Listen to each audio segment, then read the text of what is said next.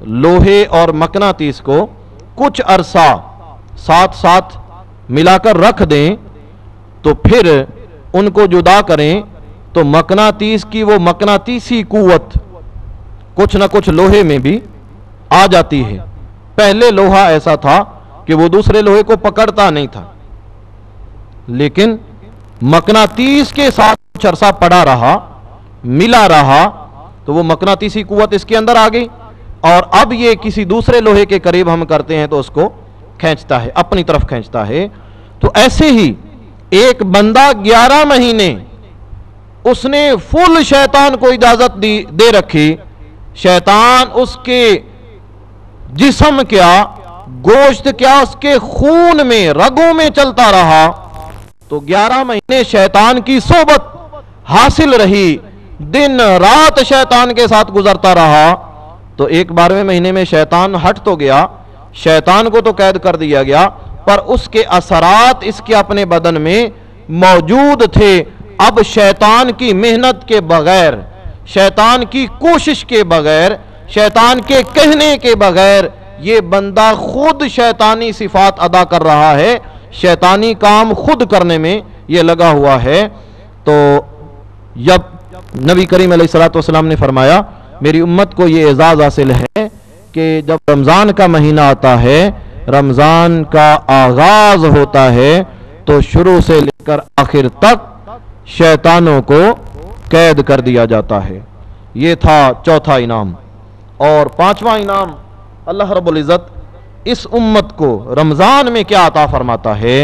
नबी करीम अलैहिस्सलाम ने फरमाया व युग़फ़रु लहुम फ़ी आखिर लैलिही, जब रमज़ान की आखिरी रात आती है, आखिरी रात, वो चाहे 29वीं रात हो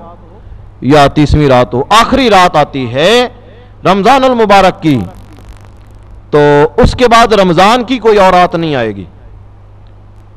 अगली रात शव्वाल की होगी। तो यानी आखिरी रात रमज़ान की, तो उस रात में क्या होता है, जिस रात चांद रात नजर आता है ना, वो रमज़ान की आखिरी रात नहीं होती।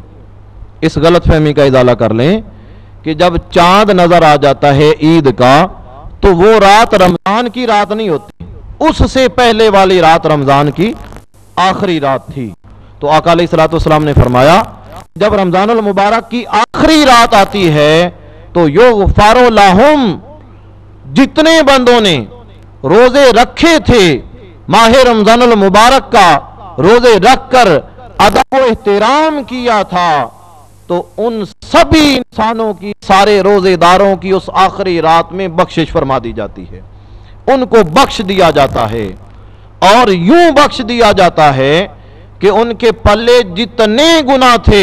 अल्लाह रब्बुल इज़्ज़त सारे गुनाहों को माफ फरमा देता है और वो बंदा गुनाहों से यूं पाक साफ हो चुका होता है जैसे उसने कोई गुनाह किया ही ना हो, और जन्नत उस बंदे का मुकद्दर बन जाती है। तो जब नबी करीम अलैहिस्सलाम ने सहाबा के मजमा में ये इरशाद फरमाया कि जब आखिरी रात आती है तो उनकी बख्शिश कर दी जाती है,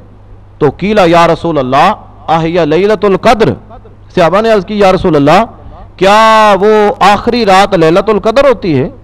शब कद्र होती है? तो नबी करीम अलैहिस्सलाम ने फरमाया नहीं, शब कद्र तो नहीं होती,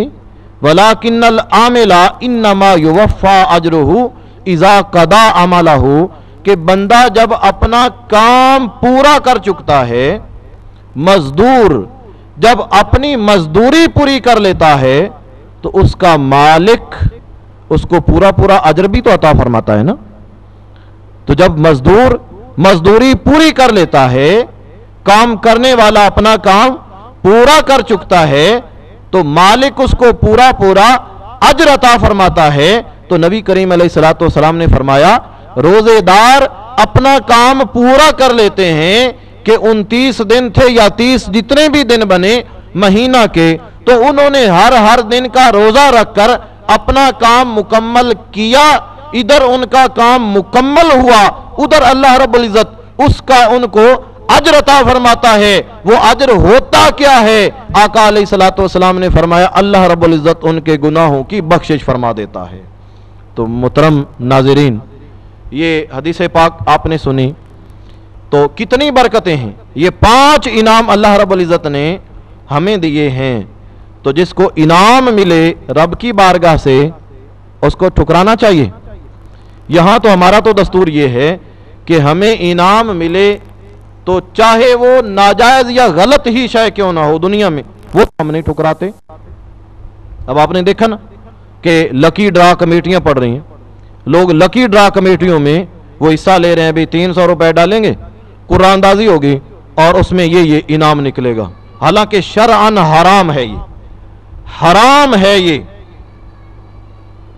اور اس طرح سے ملنے والا مال بھی حرام ہے، اس سے نفع اٹھانا بھی حرام ہے، استعمال میں لے آنا بھی حرام، ناجائز۔ لیکن ہم اس کو انعام سمجھ کر، بھئی ہمیں تو انعام ملا ہے، ہم اس کو انعام سمجھ رہے ہیں، حالانکہ ہے حرام، انعام نہیں حرام ہے۔ تو حرام کو ہم نے انعام سمجھا تو جو ہے وہ ہم اس کو بڑی خوشی سے لے آئے، ہم خوشی سے سنبھال کر اس کو رکھتے ہیں، سارے لوگوں کو ہم بتانے کی کوشش کرتے ہیں کہ بھئی ہمیں انعام ملا، تو یہ چیز مل گئی، فریج مل گئی، ٹی وی مل گیا، واشنگ مشین ملی، جو بھی ملا، تو ہم خوشی سے بتاتے ہیں، اس چیز کو ہم خوشی سے گھر لے آتے ہیں۔ کبھی ہم نے یوں نہیں کیا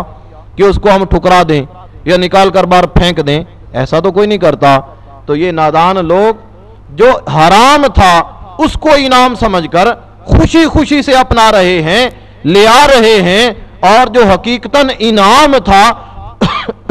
اس کو ٹھکرانے کی کوشش کر رہے ہیں۔ تو یہ اللہ رب العزت نے ہمیں انعام دیا ہے، تو یہ 5 چیزیں، تو یہ انعام ہمیں وصول کرنا چاہیے، اپنانا چاہیے، اس پر ہمیں عمل کرنا چاہیے۔ تو یہ انعامات رب کی بارگاہ سے لینے کی کوشش کرنی چاہیے۔ یہ انعام ہمیں کیسے ملیں گے؟ یہ انعام ہمیں اس طرح ملیں گے کہ ہم ماہ رمضان المبارک کے روزے رکھیں گے تو یہ 5 انعام ملیں گے، اور ہم نے ان 5 انعامات کی قدر کی ہے، اور اگر ہم نے روزے نہ رکھے تو ہمیں یہ انعام نہیں ملیں گے، اور ہم نے ان انعامات کی قدر نہیں کی ہے۔ یقیناً جو اللہ کے انعامات کی قدر نہیں کرے گا تو اس کی بھی قدر اللہ کی بارگاہ میں نہیں کی جائے گی۔ اللہ رب العزت ہمیں ان انعامات کی قدر کرنے کی توفیق عطا فرمائے، آمین بجاہ النبی الامین، وآخر دعوانا ان الحمدللہ رب العالمین۔ اصلاح عقائد و اعمال کی عظیم تحریک ضیاء اسلام آپ کی خدمت میں ایسے ہی اصلاحی، تربیتی